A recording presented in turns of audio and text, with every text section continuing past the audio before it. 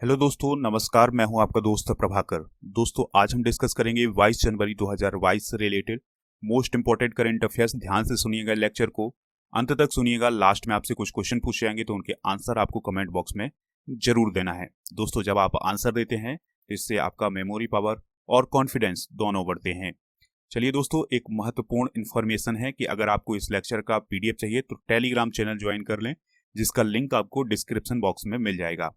दोस्तों, पहला question discuss करते हैं। इंपॉर्टेंट प्रश्न है, 21 जनवरी 2022 को किस राज्य का 50वां स्थापना दिवस मनाया गया? उत्तर होगा इसका मेघालय, त्रिपुरा और मणिपुर।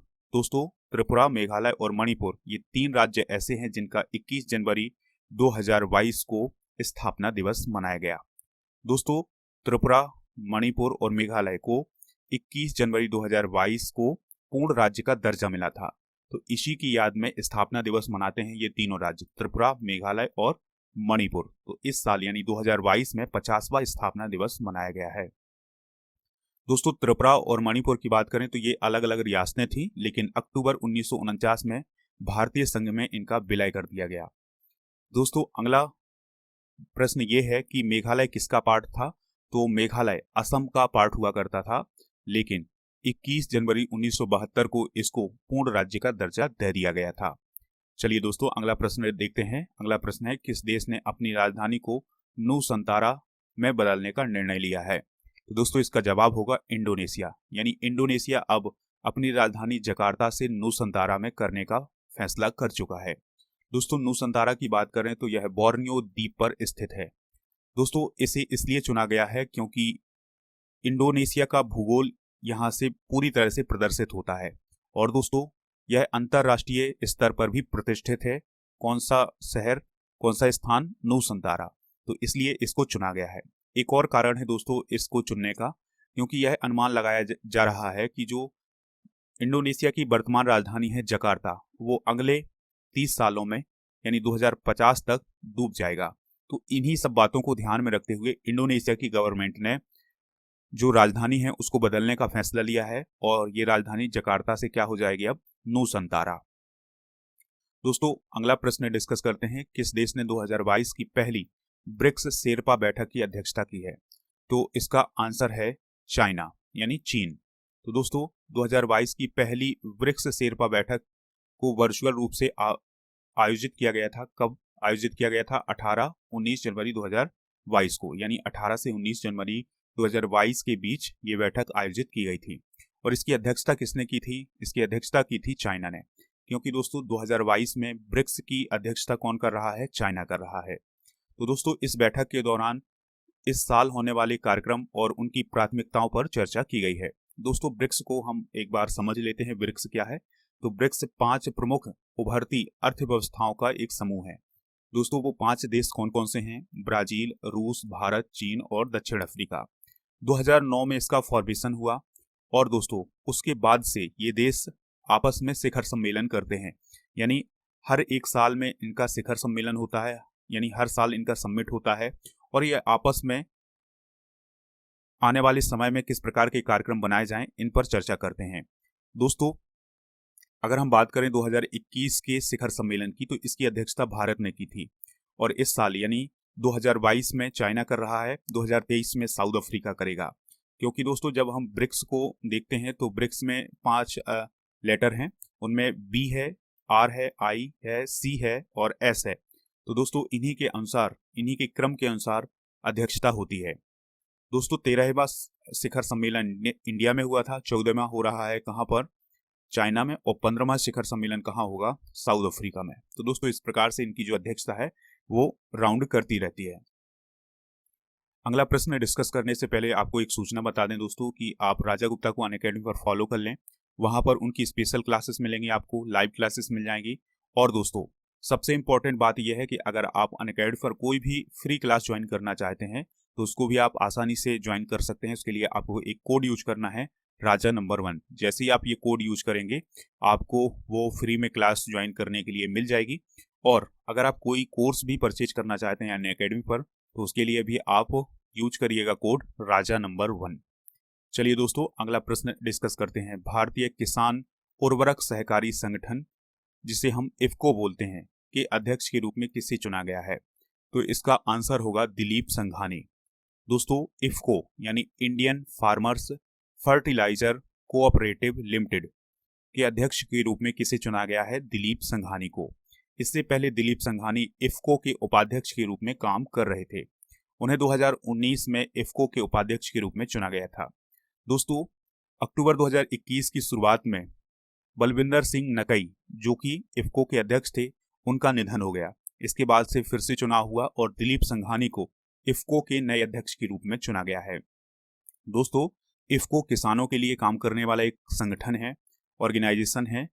दोस्तों, इसका काम होता है कि जो किसान हैं उनके लिए फर्टिलाइजर यानी उर्वरक किस प्रकार से उपलब्ध कराए जाएं, किस प्रकार से उनका संचालन किया जाए और दोस्तों उनमें नई नई चीजें क्या क्या जोड़ी जाएं, इसका काम किसका होता है?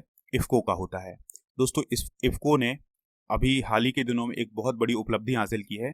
उसने नैनो यूरिया को तरल रूप में पेश किया है, यानी जो यूरिया है, यूरिया को तरल रूप में उसने पेश किया है। किसने? इफ्को ने। चलिए दोस्तों, अगला प्रश्न डिस्कस करते हैं। अगला प्रश्न है, आईसीसी की तरफ से चुनी गई विश्व की टेस्ट 11 में किन भारतीय खिलाड़ियों को जगह मिली है? तो दोस्तों, इसका आंसर है रोहित शर्मा, आर अश्विन और ऋषभ पंत। यानी जो आईसीसी की तरफ से 2021 की टेस्ट टीम चुनी गई है, उसमें 3 खिलाड़ियों रोहित शर्मा, आर अश्विन और ऋषभ पंत को चुना गया है। दोस्तों, इसको बोलते हैं हम men's test team of the year. दोस्तों, अब आप इसको बहुत ही ध्यान से समझिएगा। दोस्तों, आईसीसी यानी इंटरनेशनल क्रिकेट काउंसिल, जो कि पूरे विश्व में क्रिकेट को कंट्रोल करती है, तो उसके द्वारा साल 2021 की test team of the year चुनी गई है, जिसमें भारत के 3 खिलाड़ियों को चुना गया है। उन 3 खिलाड़ियों के नाम क्या हैं?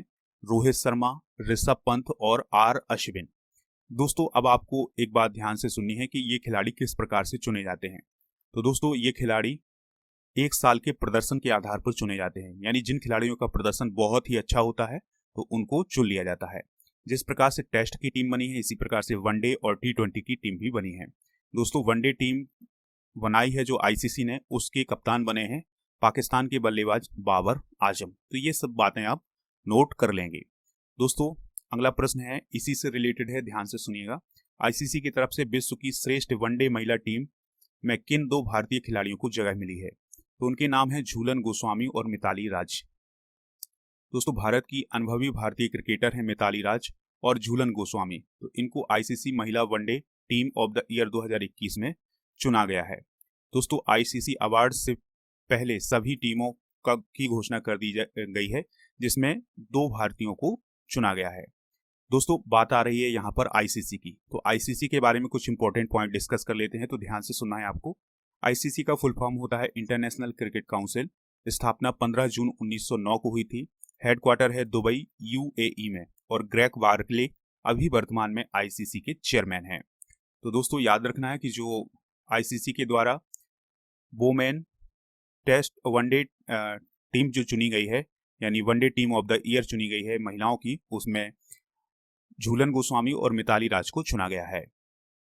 अगला प्रश्न है, किस देश की नेशनलिस्ट पार्टी की नेता रोबर्टा मैट्सोला, याद रखिएगा इनका नाम, रोबर्टा मैट्सोला को यूरोपीय संघ की अध्यक्ष के रूप में चुना गया है?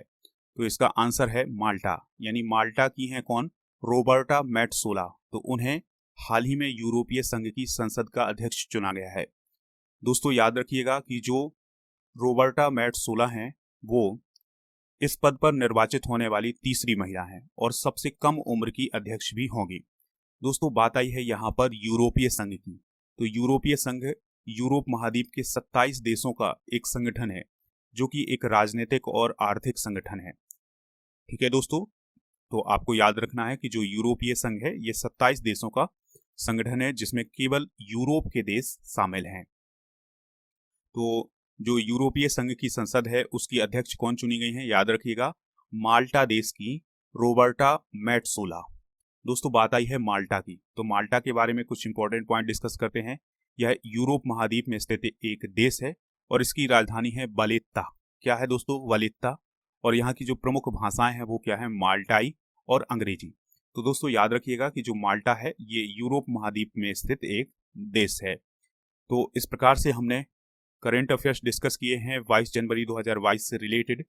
और दोस्तों अब हम वो क्वेश्चन देखते हैं जिनके आंसर आपको कमेंट बॉक्स में देना है। तो पहला क्वेश्चन है, माल्टा की राजधानी क्या है? दूसरा क्वेश्चन है, आईसीसी के वर्तमान में चेयरमैन कौन है? और तीसरा क्वेश्चन है, ब्रिक्स सम्मेलन 2022 की अध्यक्षता कौन कर रहा है? तो इन तीनों प्रश्नों के जवाब आप कमेंट बॉक्स में जरूर दीजिएगा। कल के जो सही और सटीक आंसर दिए हैं वो दिए हैं रूपाली ठाकुर, जीत सिंह राजपूत, महेंद्र सिंह और प्रीति राणा। आप भी आंसर दीजिएगा, इंतजार रहेगा आपके आंसर का। दोस्तों आप खबरी ऐप पर स्टडी कर को फॉलो कर लें, वहां पर आपको मेरा मॉडर्न इंडियन हिस्ट्री का ऑडियो कोर्स फ्री में ज्वाइन करने का मौका मिल जाएगा। उसके लिए आपको एक काम करना है दोस्तों, एक कोड यूज करना है। कोड है हमारा स्टडी कर 01। इसका लिंक आपको डिस्क्रिप्शन बॉक्स में मिल जाएगा, तो वहां से आप इसको ज्वाइन कर सकते हैं। दोस्तों आप हमसे व्हाट्सएप के माध्यम से भी संपर्क कर सकते हैं। व्हाट्सएप नंबर है 8602319713। अगर आपको ये लेक्चर पसंद आए तो लाइक शेयर कर दें, और हमारे जितने भी सोशल मीडिया प्लेटफॉर्म है जैसे Facebook, Twitter, Instagram, YouTube, WhatsApp, Telegram, इन सभी पर आप हमें ज्वाइन कर सकते हैं। मिलते हैं नेक्स्ट लेक्चर में। जय हिंद, वंदे मातरम।